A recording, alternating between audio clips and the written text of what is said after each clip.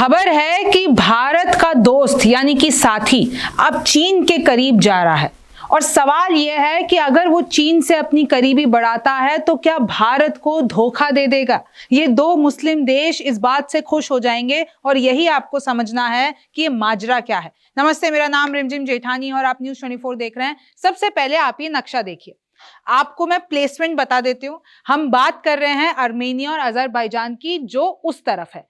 ये देखिए भारत है, इधर आपको चीन दिखेगा, इसके इधर जाएंगे पाकिस्तान और ये पूरा आपका मिडिल ईस्ट। फिर इसके ऊपर की तरफ थोड़ा चले जाएंगे तुर्की, आर्मेनिया, अजरबैजान। अब मैं आपको थोड़ा और क्लोजली बता देती हूं कि हम बात कर रहे हैं आर्मेनिया की, जो भारत का साथी है।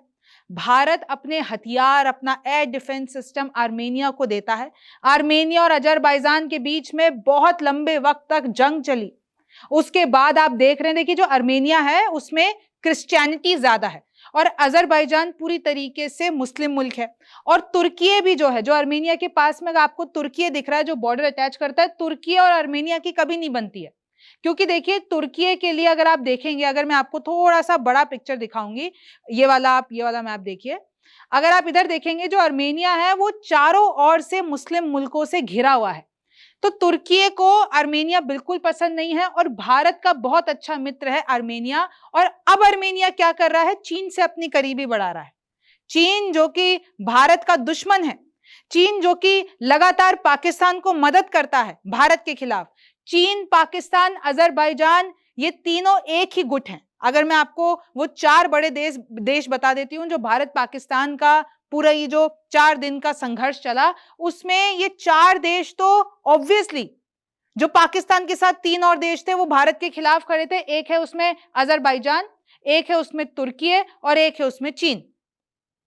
तो अब आप देख लीजिए कि कैसे ये जो जियोपॉलिटिक्स की हम बात कर रहे हैं। देखिए आर्मेनिया जो है वो भारत का मित्र है, लेकिन अब आर्मेनिया अपनी करीबी बढ़ा रहा है चीन से। और आप भी जान रहे हैं कि कैसे आर्मेनिया, अजरबैजान पे मैंने एक बार आपको पूरा शो करके बताया था कि कैसे इन लोगों की लड़ाई है ये नगोर्नो कराबाख पे। ये एक छोटा सा इलाका है जो आपको लाल में दिख रहा है, इस इलाके के लिए लड़ाई है। अभी ये अजरबैजान के कंट्रोल में है, लेकिन एक वक्त पे आर्मेनिया का हुआ करता था। यहां से न जाने कितने आर्मेनियंस को निकाला गया, वो लोग डिस्प्लेस हुए और ये डिस्प्यूटेड लैंड हुआ। हालांकि रशिया ने देखिए कोशिश की कि सीज फायर हो जाए, लेकिन बहुत वक्त तक ऐसा हो गया था क्योंकि इन दोनों की जंग चल रही थी, आर्मेनिया और अजरबैजान की, इस एक टुकड़े के लिए। तो रशिया ने इंटरवेंशन किया, सीज फायर कराई, लेकिन तब तक बहुत सा हिस्सा ऑलरेडी अजरबैजान के पास चला गया था और ये हमेशा से दोनों कट्टर रहे हैं एक दूसरे के खिलाफ। देखिए ये आर्मेनिया, अजरबैजान और ये वो नागोर्नो कराबाख जिसके लिए हमेशा से लड़ाई होती आई है। और तुर्की जो कि आर्मेनिया के पास है, उसने हमेशा अजरबैजान का साथ दिया है।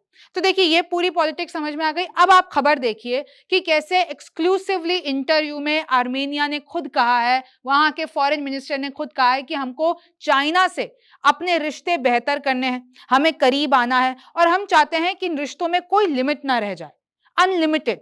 यानी किसी भी क्षेत्र में हमें और चाइना को अपनी दोस्ती बढ़ानी है। और ये भारत के लिए बिल्कुल भी अच्छी बात नहीं, क्योंकि आपको पता है कि चाइना लगातार कैसे भारत के खिलाफ हमेशा एक प्रोपेगेंडा चलाता रहता है, हमेशा उसका प्लान रहता है। और इसमें भी चाइना का यही प्लान है, क्योंकि अभी देखिए भारत अपने हथियार भेजता है आर्मेनिया, आर्मेनिया भारत पे डिपेंडेंट है। तो अगर चाइना अपनी करीबी बढ़ा देगा तो कल को आर्मेनिया जो है चाइना से हथियार खरीदेगा, चाइना का साथी बन जाएगा। तो जो हमारी दोस्ती है वो तो कट जाएगी। तो कल को चाइना के चक्कर में आर्मेनिया हमें धोखा दे दे, यानी भारत को धोखा दे दे। तो बहुत सी ऐसी चल रही हैं चीजें और आर्मेनिया ने अभी बहुत वक्त के बाद वो अपनी विदेश नीति चेंज करता आया है। भाई पहले उसको रशिया पे भरोसा था, लेकिन रशिया कुछ ज्यादा उखाड़ नहीं पाया, यानी कुछ कर नहीं पाया। तो अब रशिया से उसका अब तक एकदम जो है तनातनी हो गई है। आर्मेनिया चाहता है दूसरे सुपर पावर से जुड़े, इंडिया तो उसका साथी है ही, अब वो चाइना की तरफ जा रहा है। अब जो चाइना का बेल्ट और रोड प्रोजेक्ट है वो कहीं ना कहीं, अब देखिए वो पूरी स्थिति, जो वो पूरा इलाका है उसमें चाइना का अब अच्छा प्रभुत्व बनता जा रहा है। और देखिए साफ आर्मेनिया ने ये कहा है कि चाइना के साथ हम अपने रिश्ते बेहतर करना चाहते हैं, हम उसको बेस्ट फ्रेंड बनाना चाहते हैं। और मैं आपको ये भी समझा देना चाहती हूं कि ये जो 3 कंट्रीज का ये जो साउथ कॉकेसस कहा जाता है, उसमें अभी तक सिर्फ एक आर्मेनिया था जिसके अच्छे रिश्ते नहीं थे चीन के साथ, और अब आर्मेनिया भी रेडी है।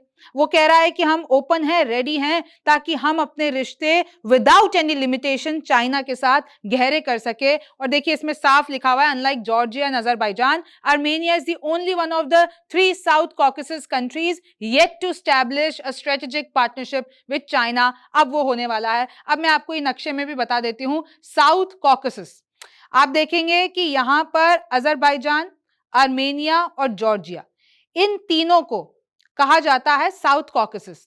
इसके ऊपर आपको रशिया दिख रहा होगा, इसके साइड में आपको तुर्की दिख रहा होगा। आर्मेनिया और तुर्की की बिल्कुल नहीं बनती है। आर्मेनिया, अजरबैजान हमेशा जंग पे रहते हैं। रशिया ने इंटरवीन करने की कोशिश की, लेकिन अब आर्मेनिया और रशिया के बीच में भी तनातनी है। तो अब आर्मेनिया की नजरें चाइना पर हैं और इस तरीके से अभी जो डिप्लोमेसी है वो चेंज हो रही है। और इसलिए भारत के लिए कहीं ना कहीं एक तरीके से सेटबैक कह सकते हैं। अमेरिका ने, आर्मेनिया ने, माफ कीजिएगा, Armenia is actively diversifying it's foreign policy following the Nagorno Karabakh war in 2020।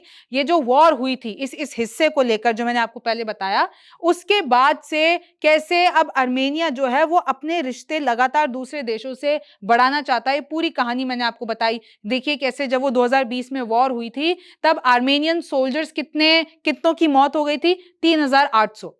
Azerbaijani जो फोर्सेस थी उनकी कितनी मौत हो गई थी, 2700 सोल्जर्स की। तो इस तरीके से पूरा मामला हुआ।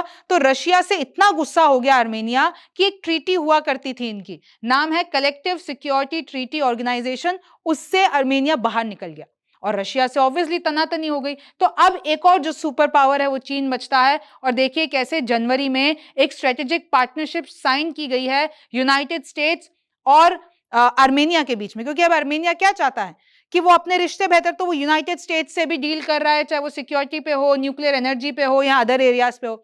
फिर वो यूरोपियन यूनियन से भी जुड़ने की इच्छा रखता है। फिर आर्मेनिया चाहता है उसको ब्रिक्स से भी जोड़ा जाए, उसको शांघाई कॉर्पोरेशन ऑर्गेनाइजेशन यानी एससीओ से भी जोड़ा जाए।